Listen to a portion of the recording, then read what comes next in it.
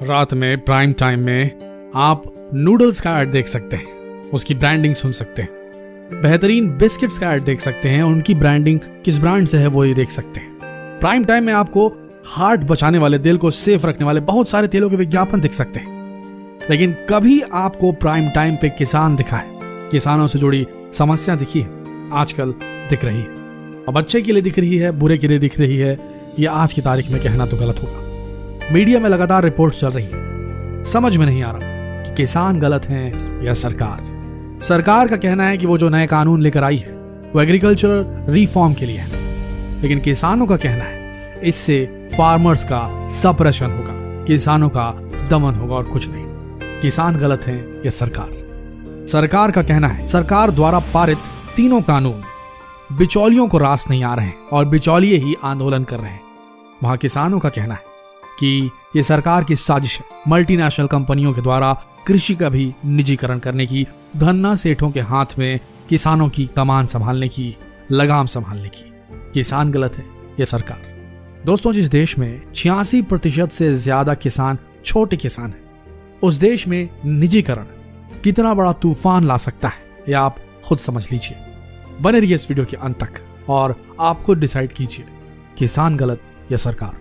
केंद्र सरकार सितंबर माह में इसी साल 3 नए कृषि विधेयक लेकर आई थी, जिन पर राष्ट्रपति की मोहर लगने के बाद वे कानून बन चुके हैं। लेकिन किसानों को ये कानून रास नहीं आ रहे। उनका कहना है कि इन कानूनों से किसानों को नुकसान और निजी खरीदारों को, प्राइवेट बायर्स को और बड़े कॉर्पोरेट घरानों को फायदा होगा।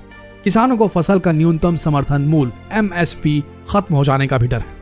विभिन्न राज्यों के किसान और किसान संगठन लगातार तीनों कृषि कानूनों का विरोध कर रहे हैं, खासकर पंजाब हरियाणा के किसान। पंजाब के किसान तो विरोध में लगातार आंदोलन छेड़े हुए हैं। आइए जानते हैं वो कौन से विधेयक हैं, उनमें ऐसी कौन सी बात कही गई है सरकार के द्वारा जो कृषकों को, किसानों को रास नहीं आ रही है।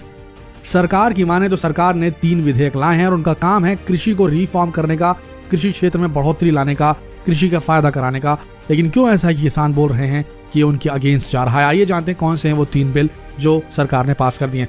पहला बिल है कृषि उपज व्यापार वाणिज्य संवर्धन और सरलीकरण विधेयक 2020। अब इसमें कहा गया है कि जो मंडियां होती हैं उसके बाहर अगर किसान अपनी फसल बेचता है तो उस फसल पर किसी भी प्रकार का कोई भी टैक्स नहीं लगेगा। यह बिल उसकी व्यवस्था करता है।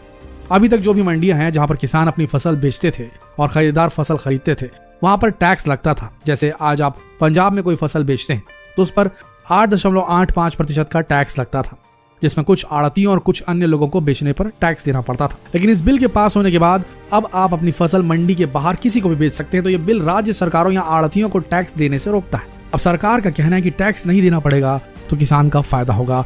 अगर किसान जाकर मंडी में जो सामान बेचता था, अपनी उपज जो बेचता था, वो बेचना उसके लिए जरूरी नहीं रह गया। वो किसी को भी बेच सकता है, मंडी नहीं कहीं भी बेच सकता है, उसे कोई टैक्स किसी को नहीं देना है।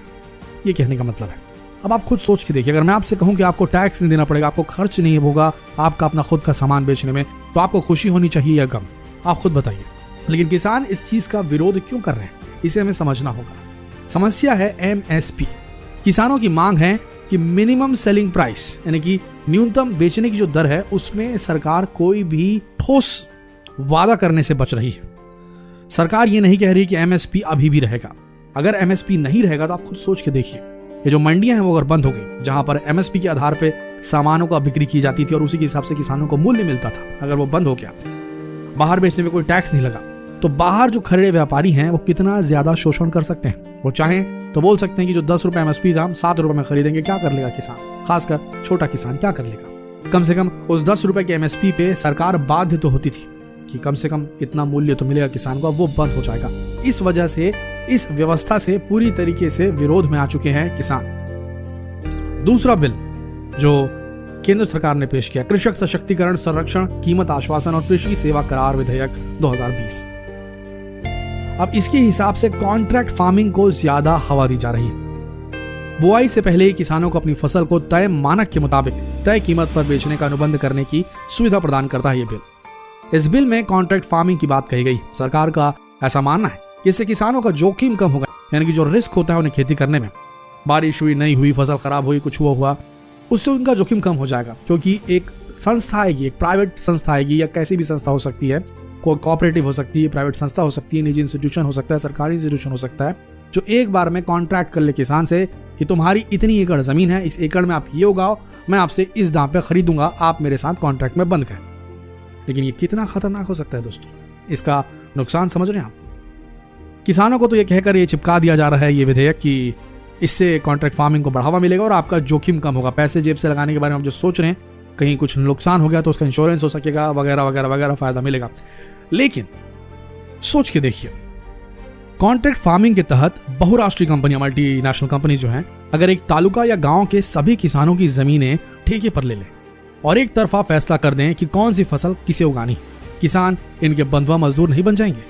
कृषि क्षेत्र का निगमीकरण करने की कोशिश है ये, और इससे मल्टीनेशनल कंपनियों का ही भला होना है, ऐसा मालूम पड़ता है किसानों की अगर आवाज सुनी जाए तो। समझने की बात यह भी है कि निजी कॉर्पोरेट कंपनियां जब आएंगी तो उत्पाद में मूल्य संवर्धन करेंगी, जिसका लाभ केवल उन्हें होगा, छोटे किसानों को नहीं। आप जो ब्रांडेड बासमती चावल खरीदते हैं वो मूल्य संवर्धन के साथ बाजार में लाए जाते हैं। किसानों को 1 किलो के लिए केवल 20 से 30 रुपए ही मिलते हैं, लेकिन मार्केट में वो मूल्य संवर्धन के बाद 150 रुपए से लेकर ब्रांड वाले बासमती चावल का दाम 2200 प्रति किलो तक जा सकता है। लेकिन बेचारे गरीब किसान को 1 किलो के लिए केवल 20 रुपए ही मिल पाते हैं। अब आप ही बताइए कि कॉन्ट्रैक्ट फार्मिंग देश के 86% छोटे किसानों के लिए सही है या नहीं। सरकार द्वारा पारित तीसरा बिल, नाम है आवश्यक वस्तु संशोधन विधेयक। अब इस विधेयक के नीचे में पहले के समय में जो व्यापारी या उद्योगपति या संस्थाएं जो होती थी, वो किसानों से औने पौने दाम पर फसल खरीदती थी और बाद में उन्हें स्टोर करके, उनकी कालाबाजारी करके कीमत बढ़ने पर बाजार में बेचती थी, जिससे चीजों की कालाबाजारी भी होती थी। इस कारण आवश्यक वस्तुओं के दाम बढ़ जाते थे। उनको रोकने के लिए इस बिल को लाया गया था। इस संबंध में सरकार का कहना है कि जब जरूरत की चीजों का उत्पादन पर्याप्त मात्रा में आज की तारीख में हो रहा है तो पुराने बिलों पर आवश्यक संशोधन की जरूरत है। दरअसल पुराने समय में कालाबाजारी को रोकने के लिए कृषि उत्पादों के एक लिमिट से ज्यादा भंडारण पर रोक लगाई गई थी। अब नए विधेयक में, इस नए विधेयक में जिस सरकार ने पास किया है, आवश्यक वस्तु संशोधन 2020 के तहत आवश्यक वस्तुओं की सूची से अनाज, दाल, तिलहन, खाद्य तेल, प्याज और आलू जैसी वस्तुओं को हटाने की बात कही गई है। इन वस्तुओं पर राष्ट्रीय आपदा या अकाल जैसी विशेष परिस्थितियों के अलावा स्टॉक की कोई भी सीमा नहीं रहेगी। तो दोस्तों आप खुद सोच के देखिए, अगर आप हटा देंगे वो नियम फिर से कि आप एसेंशियल गुड से इन चीजों को हटा दिया आपने, अनाज दाल को, और इसका फिर ब्लैक मार्केटिंग होनी शुरू हो गई। बड़ी बड़ी कंपनियां, बड़े बड़े मल्टीनेशनल कंपनियां इन अनाजों को, इन सब सारी चीजों को, एसेंशियल कमोडिटीज को खरीद कर इनका भंडारण करने लगी, इन्हें स्टोर करने लगी और उसके बाद रेट बढ़ने पर बेचने लगी। तो क्या होगा फिर? क्या इससे नुकसान नहीं होगा? एसेंशियल गुड से इन चीजों को हटाने का क्या लाभ है? किसे लाभ पहुंचाना चाह रहा है ये बिल? भंडारण करने वालों को, कालाबाजारी करने वालों को कि किसान को? खुद सोच के देखिए, किसान गलत या सरकार? अब सबसे बड़ी बात आ रही है दोस्तों, टेलीविजन में दिखाया जा रहा है कि सिर्फ पंजाब के जितने भी किसान हैं वो विरोध कर रहे हैं, लेकिन असलियत कुछ और है। पंजाब के किसान, हरियाणा के किसान मजबूर हैं रिवोल्ट को रास्ते पे लाने पे, रोड पे लाने के लिए, क्योंकि बाकी देश का जो किसान है उतना न संभ्रांत है, ना उतना ताकतवर है, और एक बहुत बड़ी वजह है जिसका खुलासा अब हम करने वाले हैं इस वीडियो में। पहली बात, केंद्र और राज्य की सरकारें APMC यानी कि कृषि उपज मंडी समिति के अंतर्गत जो किसानों के उत्पाद खरीदती हैं, वो पूरे देश में इसका औसत 10% ही होता है। बाकी 90% किसानों को खुले बाजार में डिस्ट्रेस सेल, मजबूरी में बेचना पड़ता है। खुले बाजार में जो खरीदार, व्यापारी और कंपनियां आते हैं वो किसानों का खुलकर शोषण करते हैं। ये बात सभी को पता है। तय हुए दाम में खरीदारी का राष्ट्रीय औसत 10% से कम, यानी कि MSP मूल्य पर सिर्फ 10% से कम मात्रा में ही उत्पाद खरीदे जाते हैं किसानों से। लेकिन इसका उलट पंजाब में 90% खरीदा जाता है। ये है पूरा राज। देश में लगभग 6000 APMC है, जिसमें से 33% अकेले पंजाब में। हरियाणा और पश्चिम उत्तर प्रदेश की उपजाऊ जमीनों पर उगने वाले अनाज को राज्य सरकारें APMC की मंडियों में न्यूनतम समर्थन मूल्य, मिनिमम सपोर्ट प्राइस देकर किसानों से खरीद लेती। इस सिस्टम के अंतर्गत यहाँ के किसानों को गेहूं और चावल के दाम बिहार, मध्य प्रदेश और दूसरे कई राज्यों से कहीं अधिक मिलते हैं। इस सिस्टम के अंतर्गत सरकार किसानों को न्यूनतम सपोर्ट दाम देने के लिए बाध्य है। इसका मतलब खुले बाजार में केवल 10% उत्पादन की बिक्री की गुंजाइश रह जाती है। ये बात पंजाब, हरियाणा की हो रही है। लेकिन नए कृषि कानून के तहत पंजाब का कोई किसान अपने उत्पाद को खुली मंडी में अपने राज्य या राज्य से बाहर कहीं भी बेच सकता है। लेकिन विरोध करने वाले छोटे किसान कहते हैं कि वो APMC के सिस्टम से बाहर जाकर अपना माल बेचेंगे तो प्राइवेट व्यापारी उनका शोषण कर सकते हैं।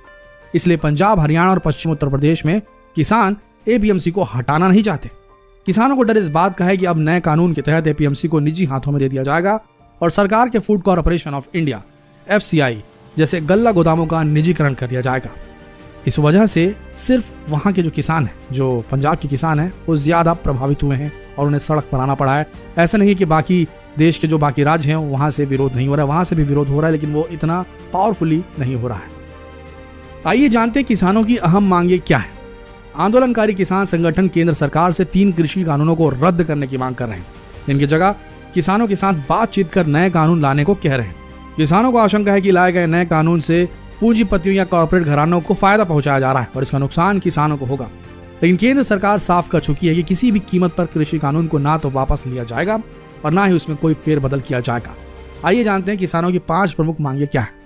मांग नंबर 1, 3 कृषि कानूनों को वापस लिया जाए क्योंकि ये किसानों के हित में नहीं और कृषि के निजीकरण को प्रोत्साहन देने वाले हैं। इन्हें होल्डर्स और बड़े कॉर्पोरेट घराने को फायदा होगा। मांग नंबर 2, एक विधेयक के जरिए किसानों को लिखित में आश्वासन दिया जाए कि MSP मिनिमम सपोर्ट प्राइस और कन्वेंशनल फूड ग्रेन खरीद सिस्टम खत्म नहीं होना चाहिए। किसान संगठन कृषि कानूनों के अलावा बिजली बिल 2020 को लेकर भी विरोध कर रहे हैं। केंद्र सरकार के बिजली कानून 2003 की जगह लाए गए बिजली कानून संशोधित जो है 2020 का विरोध किया जा रहा है। प्रदर्शनकारियों का आरोप है कि इस बिल के जरिए बिजली वितरण प्रणाली का निजीकरण किया जा रहा है। इस बिल से किसानों को सब्सिडी पर या फिर फ्री बिजली सप्लाई की सुविधा पूरी तरीके से खत्म हो जाएगी। चौथी मांग एक प्रावधान को लेकर है जिसके तहत खेती का अवशेष जलाने पर यानी कि पराली वगैरह किसान को 5 साल की जेल और 1 करोड़ रुपए तक जुर्माना हो सकता है। इसे हटाने की मांग हो रही है। प्रदर्शनकारी ये भी चाहते हैं कि पंजाब में पराली जलाने के चार्ज लगाकर गिरफ्तार किए गए किसानों को छोड़ा जाए क्योंकि पराली जलाने के अलावा कोई व्यवस्था सरकार द्वारा कोई मदद नहीं दी जाती इन किसानों को और मजबूरन इन्हें जलाना पड़ता है। इनके पास इतने पैसे नहीं होते कि मजदूर लगाकर उन परालियों को हटा सकें, उन्हें डिस्पोज कर सकें। तो दोस्तों, आपके सामने सिक्के के दोनों पहलू मौजूद हैं। अब आप डिसाइड कीजिए क्या होना चाहिए देश के किसान के साथ, किसान या कॉर्पोरेट घराने, किसान सही है या सरकार, किसान गलत या सरकार। कमेंट सेक्शन आपके हवाले है। आप कमेंट कीजिए, अपनी राय व्यक्त कीजिए और ये सवाल पूछने के लिए इस वीडियो को जितना हो सके शेयर करें हर प्लेटफॉर्म पर, आपके पर्सनल ग्रुप्स में, चाहे वो कहीं भी हो। शेयर करें, सवाल पूछें क्योंकि कभी कभी ऐसा होता है कि किसान प्राइम टाइम पर आता है। सुनिए किसान की, अन्नदाता की। धन्यवाद।